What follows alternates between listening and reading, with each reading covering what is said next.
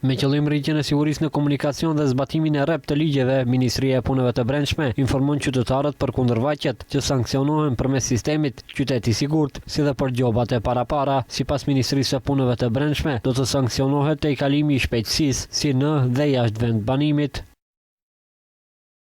Te kalimi i shpejtësisë në vendbanim deri në 10 km/h mbi të lejuarën 15 euro, nga 10 deri në 30 km/h 50 euro, nga 30 deri në 50 km/h 300 euro, ndalimi i drejtimit 3 deri në 12 muaj, te kalimi i shpejtësisë jashtë vendbanimit deri në 30 km/h mbi të lejuarën 20 euro, nga 30 deri në 50 km/h 50 euro, nga 50 deri në 70 km/h 300 euro, plus ndalimi drejtimit e 3 deri në 12 muaj. Te kalimi në dritë të kuqe, sipas njoftimit të Ministrisë së Punëve të Brendshme, do të gjobitet me 250 euro dhe ndalim drejtimi nga 3 deri në 12 muaj. Ministria e Punëve të Brendshme gjithashtu njofton dënime edhe për parkim të parregullt, duke filluar nga 25 deri në 180 euro në varësi të llojit dhe peshës së kundërvaqjes.